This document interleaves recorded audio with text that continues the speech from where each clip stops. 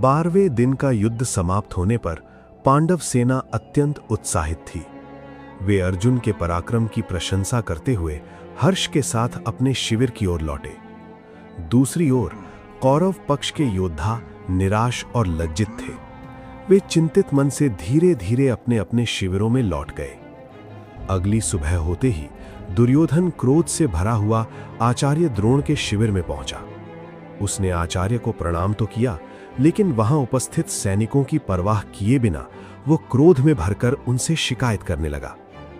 दुर्योधन ने कहा, आचार्य, युधिष्ठिर को पास पाकर भी आप उन्हें पकड़ नहीं सके। यदि आपको सच में हमारी विजय और रक्षा की चिंता होती तो कल ऐसा ना होता।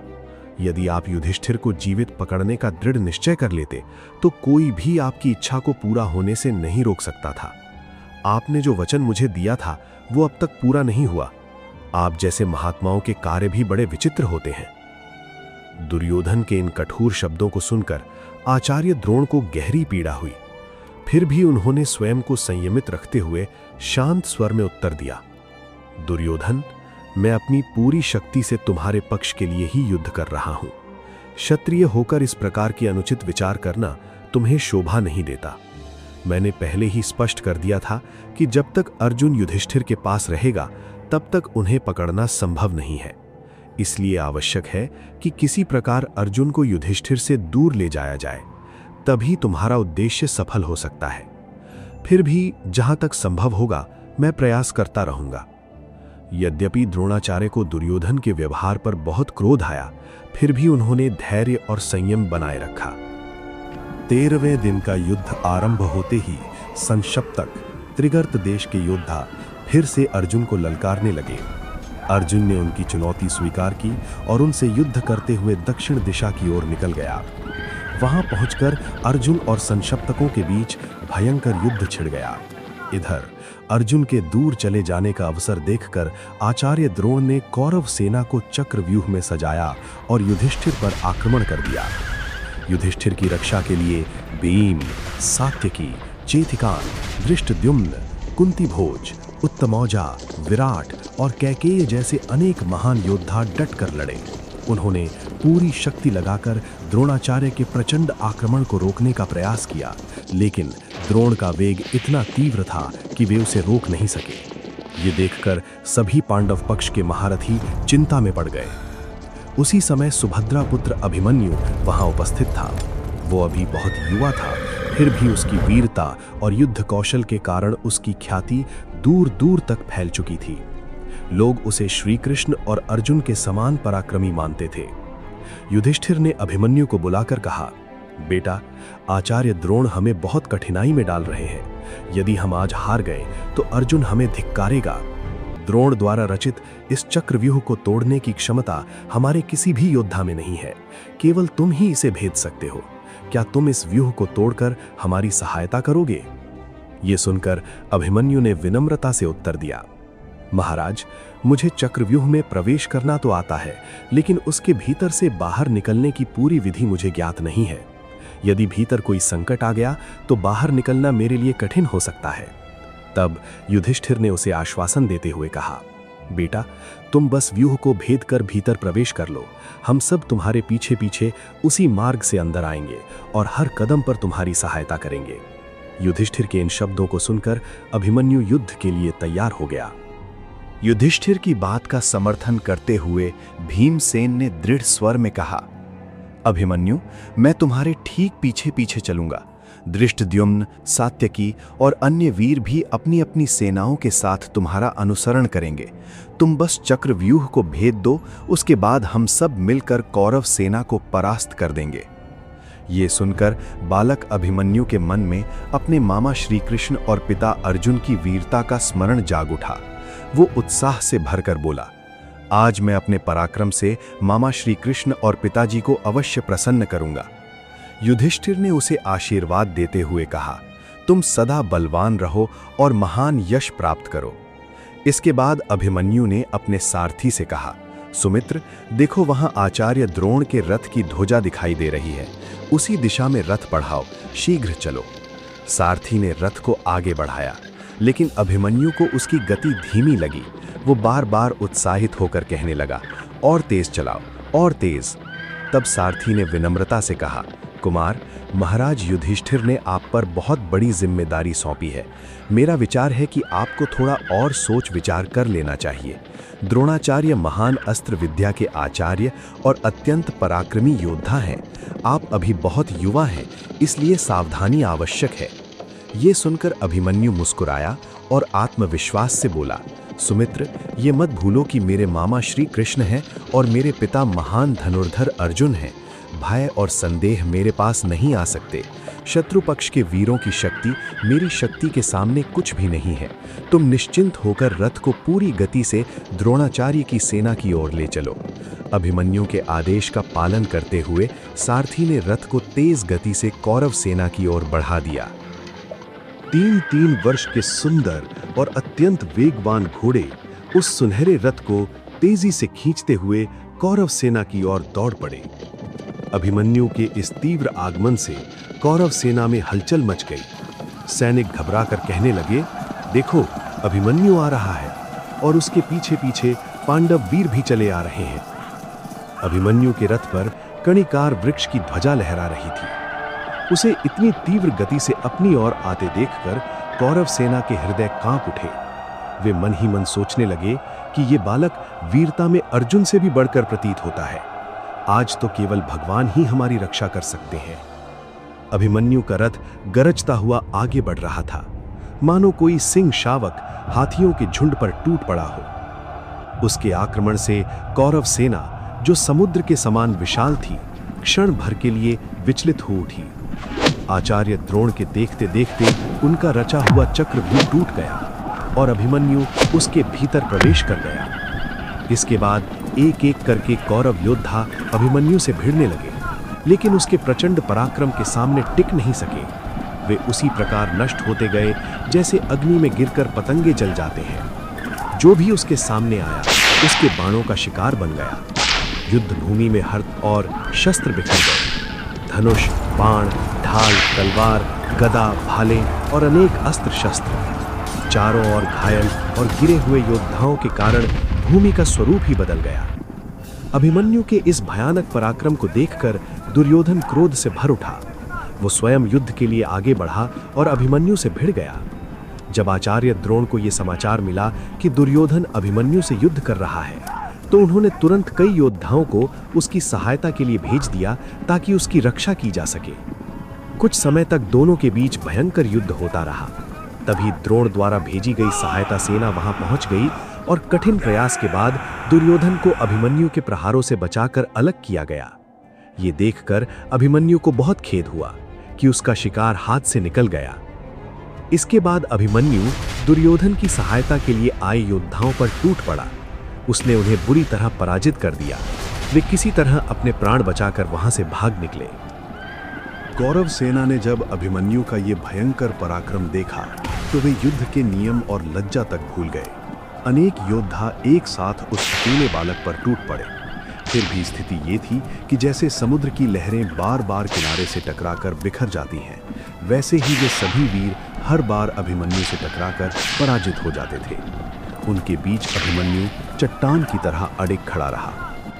कुछ समय बाद द्रोणाचार्य, अश्वत्थामा, कर्ण, शकुनी आदि 7 महारथियों ने एक साथ चारों ओर से अभिमन्यु पर आक्रमण कर दिया। इसी बीच अश्मक नामक एक राजा तेजी से रथ चलाकर अभिमन्यु पर झपटा, लेकिन अभिमन्यु ने उसे रोक लिया और केवल 2 बाणों से उसका वध कर दिया। इसके बाद अभिमन्यु ने कर्ण के मजबूत कवच को भी भेद दिया और उसे घायल कर दिया।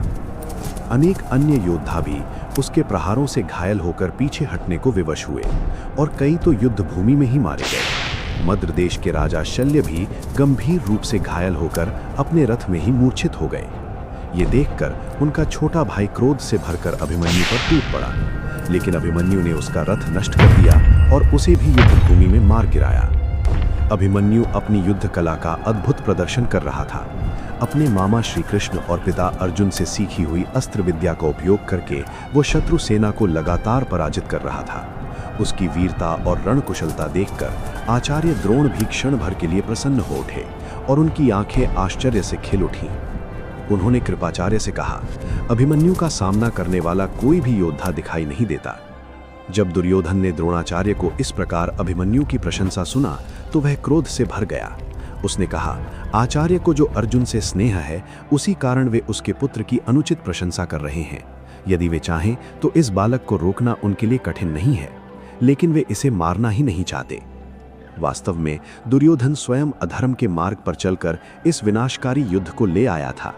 इसी कारण उसे अक्सर भीष्म और द्रोण जैसे महान योद्धाओं पर भी संदेह होता रहता था, जिससे वो भीतर ही भीतर व्याकुल रहता था। इसी बीच दुशासन क्रोध में भरकर बोला, इस बालक को मैं अभी समाप्त कर देता हूं। ये कहकर उसने सिंहनाद किया, शंख बजाया और अभिमन्यु पर बाणों की वर्षा करते हुए आक्रमण कर दिया। दुशासन और अभिमन्यु के बीच लंबे समय तक घमासान युद्ध चलता रहा। दोनों अपने अपने रथों पर सवार होकर तरह तरह के युद्ध कौशल दिखाते हुए एक दूसरे पर प्रहार करते रहे। अंततः अभिमन्यु के तीव्र आक्रमण से दुशासन गंभीर रूप से घायल हो गया और रथ में ही मूर्छित होकर गिर पड़ा। उसका सारथी तुरंत स्थिति समझ गया और उसे युद्ध भूमि से दूर ले गया। दुशासन जैसे पराक्रमी योद्धा की इस पराजय से पांडव सेना में आनंद छा गया और चारों ओर अभिमन्यु की जय जयकार होने लगी। इसके बाद महाबली कर्ण ने फिर से अभिमन्यु पर आक्रमण किया। अभिमन्यु को कुछ कठिनाई अवश्य हुई, लेकिन वो तनिक भी विचलित नहीं हुआ।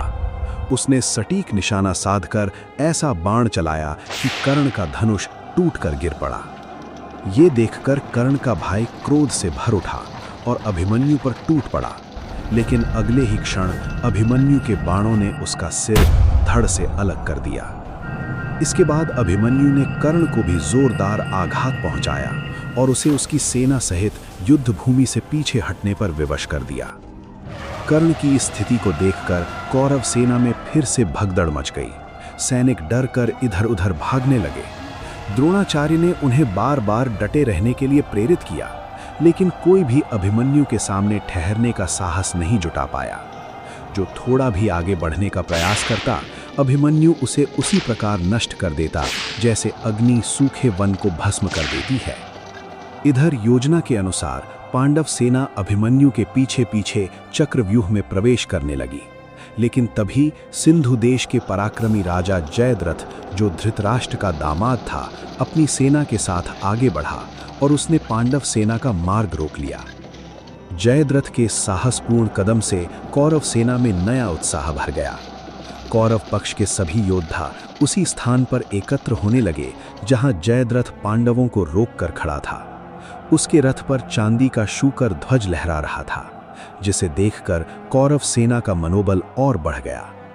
देखते ही देखते जहां से अभिमन्यु ने चक्रव्यूह को तोड़ा था, वहां फिर से इतनी सेना इकट्ठी हो गई कि वो मार्ग पूरी तरह बंद हो गया और चक्रव्यूह पहले की तरह सुदृढ़ हो गया। चक्रव्यूह के द्वार पर एक ओर युधिष्ठिर और भीमसेन खड़े थे, जबकि दूसरी ओर सिंधु के राजा जयद्रथ उनसे भिड़ गया।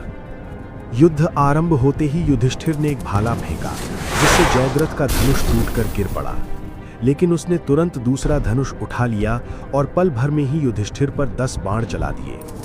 भीमसेन ने क्रोधित होकर बाणों की वर्षा की और जयद्रथ का धनुष फिर से काट दिया।